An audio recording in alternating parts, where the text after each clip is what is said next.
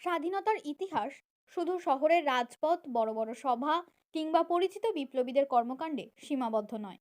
বাংলার প্রত্যন্ত গ্রামেও ছড়িয়ে রয়েছে স্বাধীনতা সংগ্রামের বহু বিস্তৃত অধ্যায়। তেমনই এক ইতিহাসের নীরব সাক্ষী গোঘাটের নকুণ্ডা গ্রামের সুধীরচন্দ্র ঘোষের ঐতিহাসিক বাড়ি। অসহযোগ আন্দোলনের সময় প্রাক্তন মুখ্যমন্ত্রী প্রফুল্লচন্দ্র সেনের সঙ্গে যুক্ত হয়ে স্বাধীনতা সংগ্রামে সক্রিয়ভাবে অংশ নেন সুধীরচন্দ্র ঘোষ।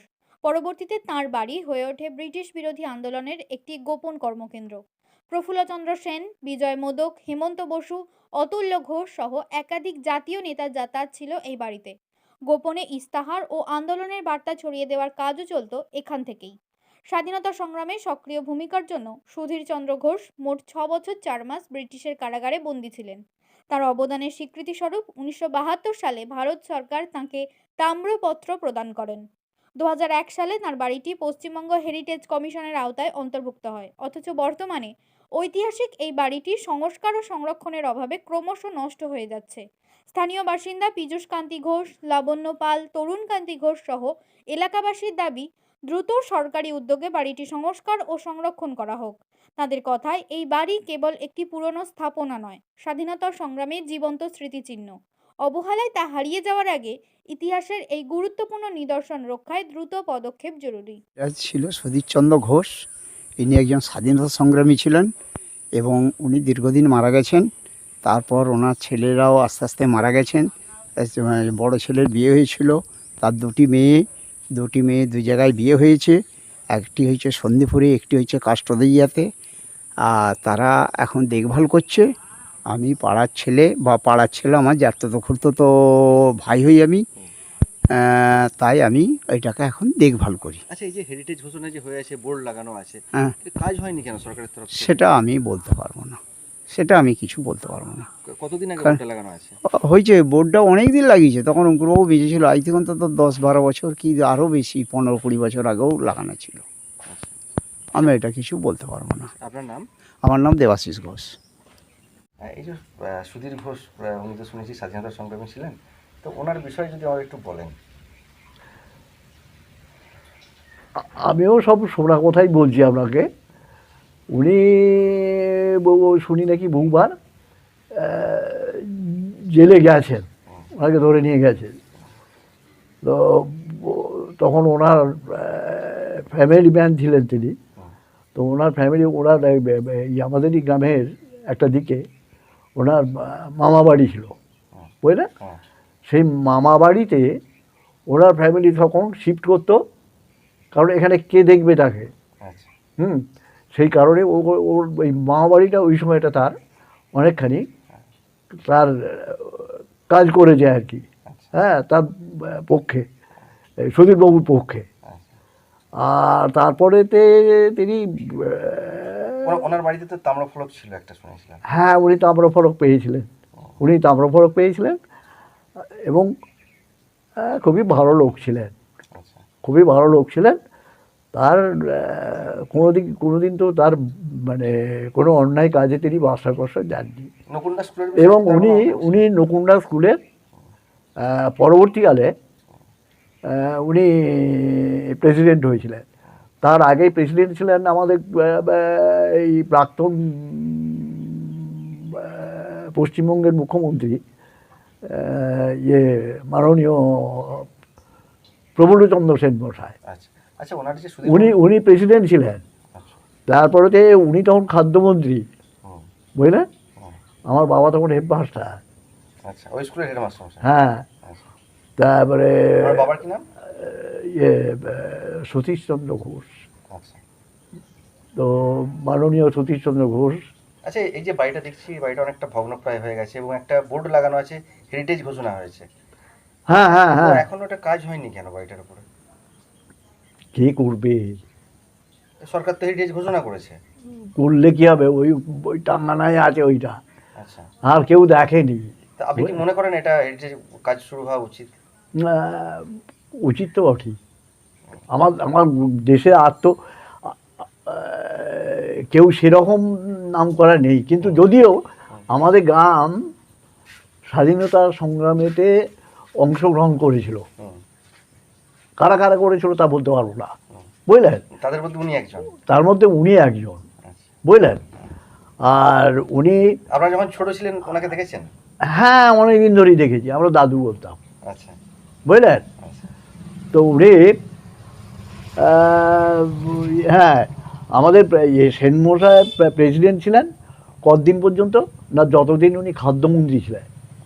তারপর ওতে আমার বাবাকে উনি পরবর্তীকালে যখন মুখ্যমন্ত্রী হলেন আমাদের এই পশ্চিমবাংলা, তখন উনি আমার বাবাকে বললেন, বাবাকে তুমি তুমি করতেন এবং নাম ধরেই বলতেন, আর উনি ওকে দাদা বলতেন, প্রফুল্লদা বলতেন। তো উনি তখন বললেন যে দেখো আমি তো ওখানে যেতে পারছি না, তারপরে আমার আবার দায়িত্বটা বেড়ে গেছে। আমি আগে যেটা কাজ করছিলাম খাদ্যমন্ত্রী হিসাবে, এখন আমি মুখ্যমন্ত্রী হিসাবে দায়িত্ব পেয়েছি। তো তাই আমার পক্ষে আর ওটাকে যাওয়া সম্ভব নয় তোমার দেশে। প্রেসিডেন্টে তো ঘরে খুব কাছাকাছি থাকলেই ভালো হয় না। তারপর তো উনি তখন তিনি বলেছিলেন যে নকুণ্ডা সুধীরকে তুমি করবে, নকুণ্ডা সুধীর ঘোষকে তুমি প্রেসিডেন্ট করবে। তো সেই থেকে আমার বাবা ওনাকেই প্রেসিডেন্ট করে রেখেছিলেন, উনি যতদিন বেঁচে ছিলেন। আচ্ছা, এই বিগত যে রাজ্য সরকার ছিল তার তরফ থেকে 15 বছর যে শাসনকাল ছিল, তৃণমূলের যে ক্ষমতায় যাওয়ার যে জন ছিল, তো তাদের পক্ষ থেকে কোনো রকম এটা না না না না না, কোনো রকমের একটা কোনো কথাই বলে। আচ্ছা, এরা নতুন সরকার এসেছে, এদের কাছ থেকে কি চাইছেন আপনি? এদিকে তো কি বলবো আর আপনাকে, এই জানাবেন হেরিটেজ বিষয়টা নিয়ে জানাবেন? না ওদিকে আমি জানাবো না, জানাবেন। ওরা ওর কাছে কোনো। আপনার নাম এবং পরিচয় বলুন। আমার আর পীযূষ কান্তি ঘোষ, নকুণ্ডা। কি করতেন আপনি? আমি শিক্ষকতা করতাম। হ্যাঁ, আমাদের গ্রামে, নকুণ্ডা গ্রামে আপনার স্বাধীনতা আন্দোলনের তো একটা গুরুত্বপূর্ণ কেন্দ্র ছিল। যারা স্বাধীনতা সংগ্রামী তারা অনেকেই জাতীয় আন্দোলনের যারা নেতা, গান্ধীবাদী বা হচ্ছে আপনার বিপ্লববাদী সংগঠনের নেতৃত্বরা সব হচ্ছে শেল্টার নেওয়ার জন্য এখানে থাকতেন নকুণ্ডাতে। কারণ খুব দুর্গম পথ ছিল, নদী নালা ছিল, কোনো ব্রিজ থাকেনি। যেমন জাতীয় আন্দোলনের নেতা প্রফুল্লচন্দ্র সেন, অতুল্য ঘোষ, বিজয় মোদক প্রমুখ নেতৃত্ব, আপনার আরও অসংখ্য তারা থাকতেন। এবং ওইখানে মূলত একটা সময় নকুণ্ডাতে আন্দোলনের ফল আপনার যেটা পোস্ট অফিস ছিল ওটা দখল করে আপনার জাতীয় পতাকা উত্তোলন করে ভারতবর্ষ স্বাধীন, আমাদের নকুণ্ডাও স্বাধীন, এটা ঘোষণা করেছিল। প্রায় মাসাধিকার এটা ছিল। তারপরে হ্যাঁ হ্যাঁ সুধীরচন্দ্র ঘোষ ছিলেন একজন গান্ধীবাদী, প্রকৃত গান্ধীবাদী নেতা। তিনি এই ধরনের নেতৃত্ব যে তিনি বাড়ি থেকে বাড়ি ত্যাগ করে দিয়ে অনেক ক্ষেত্রেই আপনার এই বিভিন্ন জায়গায় বড়ডঙ্গল আর একটা কেন্দ্র ছিল আরামবাগ মহকুমার, ওইখানে তিনি যেতেন এবং বিভিন্ন জায়গায় কংগ্রেসের বিভিন্ন বক্তৃতা দেওয়ার জন্য বা সেখানকার মানুষকে সংগঠিত করার জন্য তিনি হচ্ছে ব্রতী ছিলেন। তো তিনি সেই সব জায়গায় যেতেন। আরামবাগ মহকুমার বিভিন্ন স্থানে, হুগলি জেলা বিভিন্ন স্থানে, তারপর আমাদের তাম্রফলক পেয়েছিলেন। হ্যাঁ হ্যাঁ তাম্রফলক পেয়েছেন। ওনার বাড়িটা যে হেরিটেজ ঘোষণা হয়েছে এবং বাড়িটা প্রায় ভগ্নপ্রায়, হ্যাঁ কাজ শুরু হয়নি কেন? না, ওনার তো উনি এক কথায় খুব নিঃস্বার্থ দেশপ্রেমিক ছিলেন, নিঃস্বার্থভাবে একজন কংগ্রেসের একনিষ্ঠ কর্মী ছিলেন এবং গান্ধীবাদী নেতা ছিলেন।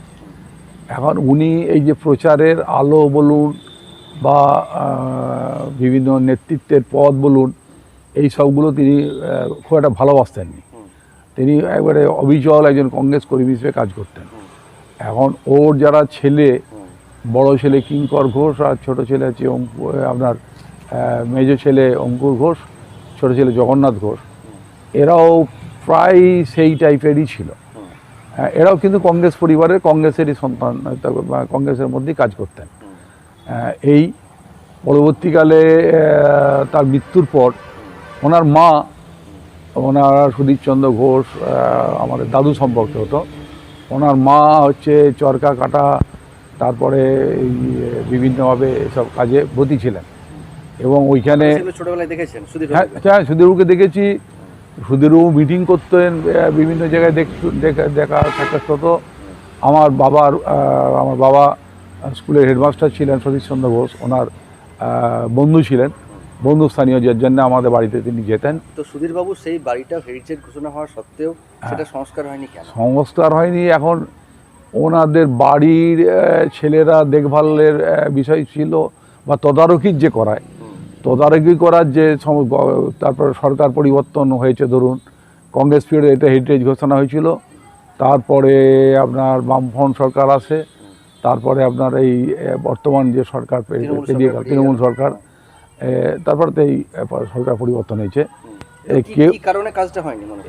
মূলত আমরা যা জানতে চেয়েছি তাতে বলেছে যে আর্থিক কারণে এইগুলো করা যাচ্ছে না। আর্থিক কারণে এরকম অনেক হেরিটেজ ঘোষণা হয়েছে যেখানে আর্থিক কারণে সরকারের অর্থ বরাদ্দ আনুকূল্য না থাকার ফলে তো আপনি হচ্ছে একজন না। নকুন্ডাবাসী এবং নকুন্ডার মতো এরকম জায়গাতেই হেরিটেজ ঘোষণা হওয়া, বর্তমান সরকারের কাছে কিছু দাবি রাখবেন? হ্যাঁ, বর্তমান সরকারের কাছে দাবি রাখা এই কারণে উচিত, বা দাবি আমি করছি, যে বর্তমান সরকার এই ধরনের যারা স্বাধীনতা সংগ্রামী, যারা নিঃস্বার্থভাবে দেশের সেবা করেছেন, দেশের স্বাধীনতার জন্য উজাড় করে তারা সংগ্রাম করেছেন, মানুষকে বতী করেছেন, তার পরিবারকে একেবারে গোটাটা বিলিয়ে দিয়েছেন, তাদের মতন মানুষের আজকের প্রজন্মের সামনে তাদেরকে তুলে ধরা, তাদের আদর্শকে তুলে ধরা, তাদের যে দেশাত্মবোধ, তাদের যে স্বাধীনতা আনার মধ্য দিয়ে তার যে ভিটেটা সংস্কার, ভিটের সংস্কার, এবং নতুন প্রজন্ম নকুন্ডা এলাকায় তার এই যে একটা কংগ্রেসের ঘাঁটি ছিল, সেটা হেরিটেজ বিল্ডিং তার ঘোষণা হলো, সেই কাজ করলে পর আমাদের নকুন্ডা গ্রামে প্রায় 42 জন হচ্ছে পলিটিক্যাল সাফারার ছিলেন, স্বাধীনতা সংগ্রামী ছিলেন, তারা পেনশন পেতেন। তাহলে এই সংখ্যার পরিবারগুলো এখানে বিলং করছেন, এবং আরও প্রচুর মানুষ স্বাধীনতা সংগ্রামে তারা ছিলেন। আমাদের খুব উল্লেখযোগ্য একটা দিক, নকুন্ডার যে শিবালয় প্রাঙ্গণ আছে, তখন হচ্ছে আটচালা ছিল, টিনের আটচালা। এইখানে আপনার হচ্ছে খুব গুরুত্বপূর্ণ বিষয়, এই অতুল্য ঘোষ কোন বাগ্মী ছিলেন বক্তা, এই সুধীর ঘোষের অনুপ্রেরণায় বা তার আহ্বানে বা তার ব্যবস্থাপনায় এইখানে একটি ল্যান্টার্ন লেকচার, যা তখন হচ্ছে গ্রামে যেহেতু বিদ্যুৎ থাকেনি, যেটা অতুল্য ঘোষ বক্তৃতা দিয়েছিলেন, এবং বিজয় মোদক যেহেতু ইলেকট্রিক্যাল ইঞ্জিনিয়ার ছিলেন, তিনি এই ছবি সাইড শো দেখিয়েছিলেন।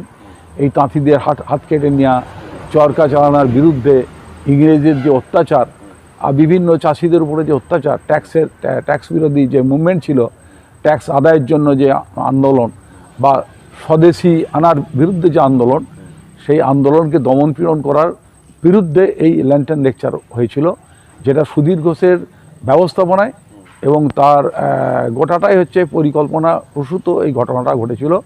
এবং কয়েকশো মহিলা সহ পুরুষ, মানে হাজারের বেশি, তারা তাদের দেশের জন্য, স্বাধীনতা সংগ্রামের জন্য তাদের অকাতরে যখন আহ্বান জানিয়েছিল যে আমাদের এই দেশের স্বাধীনতার জন্য কিছুটা অর্থ সামগ্রী দরকার, তারা তাদের গয়না, তাদের অর্থ তারা যথাসর্বস্ব দিয়েছিলেন। এটা একটা উল্লেখযোগ্য দিক। তাহলে এই রকম জায়গাতে সুধীর ঘোষের মতন ব্যক্তির, যে স্বাধীনতা সংগ্রামী, তার ভিটের, তার হচ্ছে আপনার হেরিটেজ ঘোষণা করা শুধু ব্যাপার নয়, তার সেইটা যাতে সত্যিকারের সংস্কার হয় এবং তাকে পূর্ণ মর্যাদা দেওয়া হয়, তার জন্য আমি দাবি করছি। আপনার নাম পরিচয়? আমার নাম তরুণকান্তি ঘোষ, আমি প্রাক্তন জেলা পরিষদ সদস্য। বর্তমানে আমি বামপন্থী যে ক্ষেতমজুর এবং গ্রামীণ শ্রমজীবী ইউনিয়ন, আমি জেলার কমিটির নেতৃত্ব। এই হচ্ছে আমার। আপনার গ্রামেই সুধীর ঘোষ স্বাধীনতা সংগ্রামী ছিলেন, দীর্ঘদিন ধরে দেখছি তার বাড়িটা অনেকদিন ধরে ওইভাবে পড়ে আছে, ভগ্নপ্রায়। তো হেরিটেজ তো ঘোষণা হয়েছে, বোর্ড লাগানো আছে, তো কোনো সংস্কার কেন হয়নি? সংস্কার সিপিএমরা ফলকটা লাগিয়েছিল জানেন আমাদের কংগ্রেসি লোকই, আচ্ছা। তখন বামফ্রন্টের শাসন ছিল তো হ্যাঁ। সেরকম কিছু সুযোগ সুবিধা পায়নি তারা। তারপর তারপর সেই ফলক লাগানো অবস্থাতেই রয়ে গেছে। হুম। আর এর আমরা আগের যে বিগত যে সরকার ছিল হ্যাঁ সেই আমলে তৃণমূলের আমলেও কিছু হয়নি, তো আমরা চাইছি যে ওটা কিছু একটা হোক। আচ্ছা, আপনার গ্রামের তরফ থেকে বর্তমান সরকার কি আপনারা কি জানাবেন? হ্যাঁ অবশ্যই জানাবো। এরকম একটা নকুন্ডার মতো গ্রামে গ্রামে, হ্যাঁ। একটা হেরিটেজ ঘোষণা হয়েছে। এবং প্রথম স্বাধীনতা সংগ্রামী হুম, ব্রিটিশদের হাতে মার খেয়েছেন। মার খেয়েছে। আপনারা ছোটবেলায় ওনাকে দেখেছেন? হ্যাঁ ভালোই দেখে, ওনার ছোট ছেলে আমার বন্ধু ছিল, ক্লাসমেট, জগন্নাথ ঘোষ। আচ্ছা আচ্ছা, সবাই মারা গেছে। তা আপনারা এটা চান, এটা হেরিটেজটা সংস্করণ? 100 আর। কি নাম আপনার? আমার নাম লাবণ্য পাল, বাড়ি? নকুন্ডা। শীততাপ নিয়ন্ত্রিত অত্যাধুনিক রেস্টুরেন্ট ময়ূখ রেস্টুরেন্ট। এখানে পাবেন চাইনিজ, পোলাও, বিরিয়ানি, তন্দুরি সহ সমস্ত রকম খাবার। এছাড়াও কাস্টমারদের সুবিধার্থে হোম ডেলিভারির বিশেষ ব্যবস্থা রয়েছে।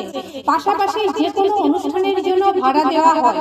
আমাদের ঠিকানা থানাকুল হেলান সংলগ্ন তিলক চক। Phone number 8617492616 9732162360। সেরা খাবারের স্বাদ পেতে আজই আসুন ময়ূখ রেস্টুরেন্টে। নিউনুর সোফা সেন্টার। এখানে সমস্ত রকম সোফা পাইকারি ও রিটেলে বিক্রয় করা হয়। সমস্ত সোফা নিজস্ব কারখানায় তৈরি করা হয়। প্রোপাইটার হানিফ হোসেন খাঁ ও রুহুল হোসেন খাঁ, বড়ডোঙ্গল হাটতলা সিনেমা হলের সন্নিকটে, হুগলি। যোগাযোগ 7797170093 এবং 9382003105।